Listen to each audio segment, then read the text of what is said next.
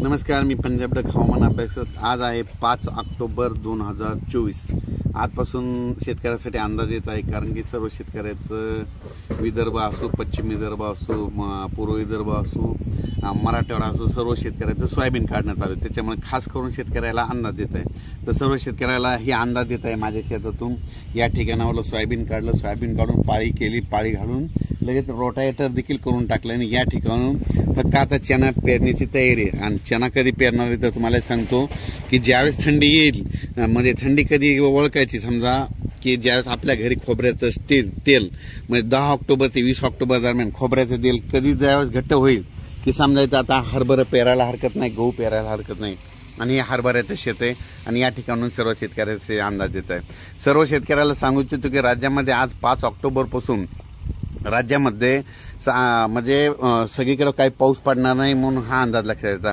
फक्त राज्यात सांगायचं झालं तर आज 5 ऑक्टोबरपासून तुम्हाला एक सांगू इच्छितो की 5 ऑक्टोबरपासून इकडे सांगायचं झालं तर सातारा, सांगली, सोलापूर, कोल्हापूर, पुणे, इकडं नगरपर्यंत, इकडं त्याच्यानंतर धाराशिव, लातूर, त्याच्यानंतर बीड जिल्हा, इकडं परभणी जिल्हा, इकडं जालन्याचा म्हणजे जालन्याच्या इकडं घनसावंगी त्या भागापर्यंत, इकडं नांदेड जिल्हा, हिंगोली जिल्हा आणि यवतमाळ, म्हणजे ह्या इतक्या पट्ट्यामध्ये ह्या असा पाऊस पडणार आहे। म्हणजे ह्या 5 ऑक्टोबर, 6, 7 आणि 8 ऑक्टोबर ह्या 4 दिवसामध्ये म्हणजे तिकडं काही पाऊस पडणार नाही, विदर्भात काही जाणार नाही। म्हणून विदर्भातल्या शेतकऱ्यासाठी सोयाबीन काढत आहेत म्हणून त्यांच्यासाठी खरंच आनंदाची बातमी, कारण की पाऊस काही येणार नाही।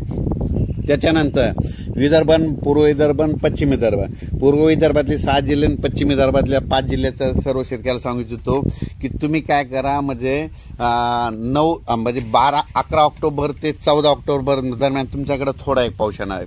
म्हणून तुम्ही काय करा, 8-9 तारखेपर्यंत तुम्ही तुमचं सोयाबीन म्हणजे वळ्याला झाकण्याच्या किंवा सुडी झाकण्याची तयारी ठेवा।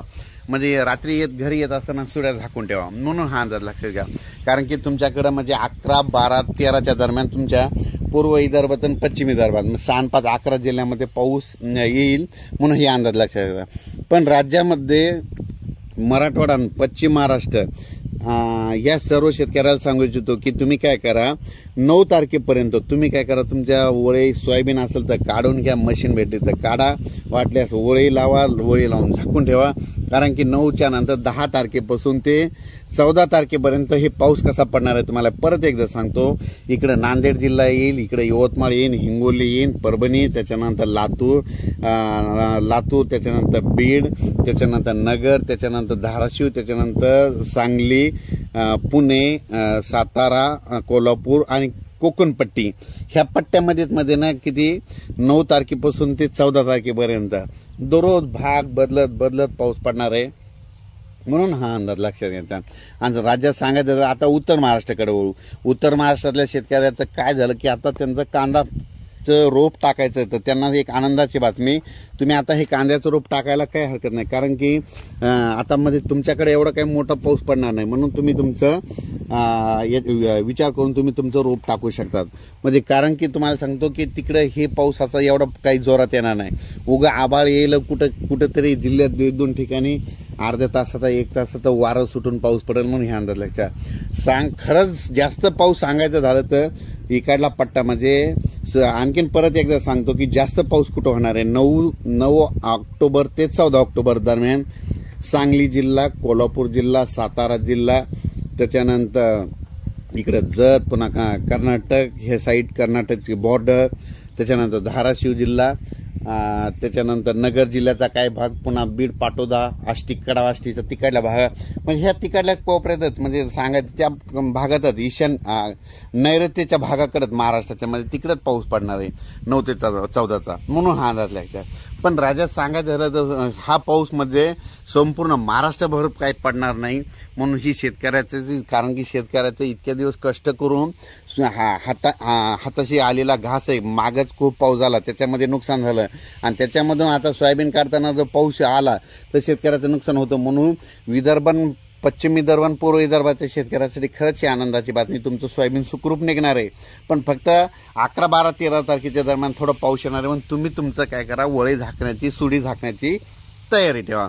आता परत सांगतो की आता बरेच शेतकऱ्याचे मला फोन आले की हरभऱ्याचं नियोजन कसं करावं, तर तुम्हाला एक सांगू इच्छितो सोयाबीन काढल्याच्या नंतर रोटावेटर करायचं. रोटावेटर केल्याच्या नंतर काय करायचं, हरभऱ्याची जात निवडायची. कोणत्या आपल्या शेजाऱ्याला, आपल्या पाहुण्याला कोणत्या जातीला उतारायला अशी जात निवडायची.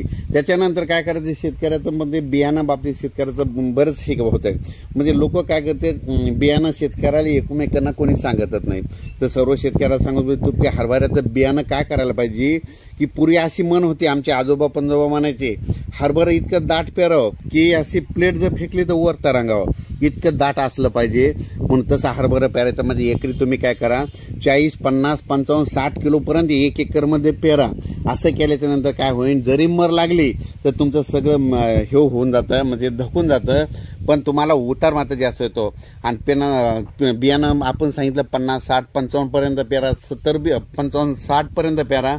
पण त्याच्यानंतर अंतर कसं निवडायचं, जर सर्वाला सांगतो की अंतर निवडत असताना तुम्हाला एक सांगू इच्छितो, काय करा, 16 इंचावर पेरा किंवा 14 इंचावर. जर तुमची लय हलकी जमीन असेल तर 14 इंचावर करा, म्हणजे दोन याचं अंतर 14 इंचावर करा. आणि लय भारी जर जमीन असेल तर तुम्ही काय करा की 18 इंचावर पेरा. आणि 18 इंचावर पेरल्याच्या नंतर काय करा, हरभरं पेरल्याच्या नंतर तुम्हाला एक सांगतो, आपलं समजा जे ट्रॅक्टरवाला तुम्हाला हरभरं पेरून देईल, त्या ट्रॅक्टरवाल्याला काय करायचं, त्याला म्हणायचं वाटल्याची 200 रुपये त्याला डिझेल जास्त टाकायला पैसे द्यायचे. म्हणायचं काय खोल पेरायचं तर खोल पेरून दे. खोल पेरल्याच्या नंतर तुमचा हरभरा एकदम संपूर्ण निघून जातं आणि त्याच्यामुळे तुम्हाला चांगला उतार येतो. आणि त्याच्यानंतर शेतकऱ्याला काय करते, हरभऱ्याबद्दल कोणी पाण्याचं नियोजन सांगत नाही. तर तुम्हाला एक सांगतो, हरभऱ्याला पाणी काय करावं लागतं. समजा आज आपण हरभरं पेरलं ना, आपल्या जमिनीमध्ये ओल नसेल तर सर्वाला सांगतो की काय करा, त्या दिवशी सुद्धा पाणी द्यायला जमतंय.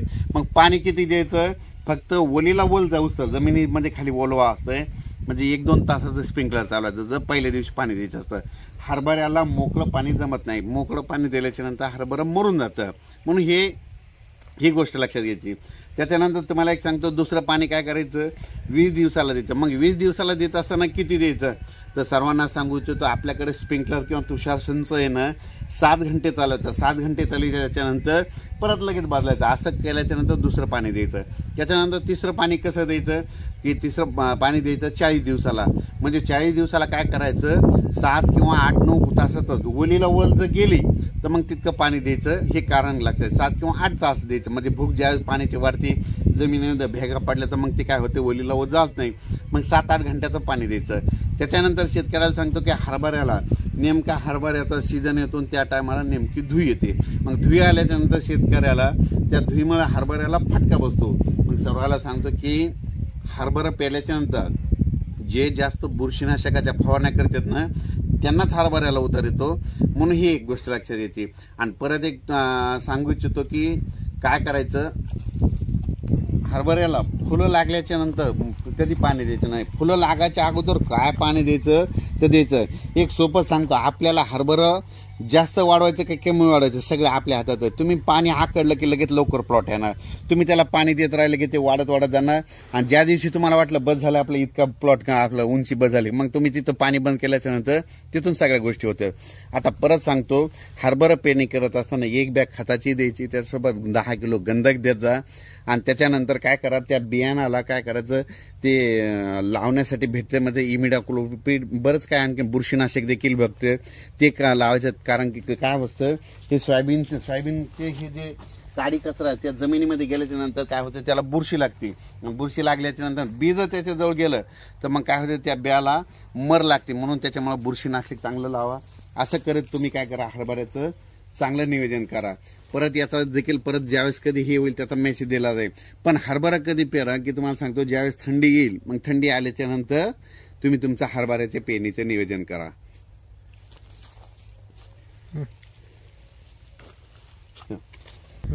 परत एक अंदाज सांगतो, आता राज्यामध्ये 5 ऑक्टोबर, 6, 7 आणि 8 ऑक्टोबर दरम्यान फक्त इकडल्या भागातच पाऊस पडणार आहे. म्हणजे त्याच्यानंतर तुम्हाला सांगतो 9 तारखेपासून ते 14च्या दरम्यान तो पाऊस थोडा पुढं सरकणार आहे.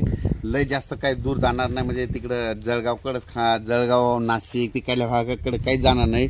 त्यांची मका काढणी चालू आहे म्हणून त्यांच्यासाठी खरंच ही आनंदाची बातमी. सिल्लोड भाग, कन्नड भाग, तिकडल्या भागाची शेतकऱ्याची मका काढणी आहे म्हणून त्यांच्यासाठी आनंदाची बातमी. उगा 11-12 तारखेच्या दरम्यान तुरळक ठिकाणी येईल म्हणून हे अंदाज लक्षात घ्यायचा.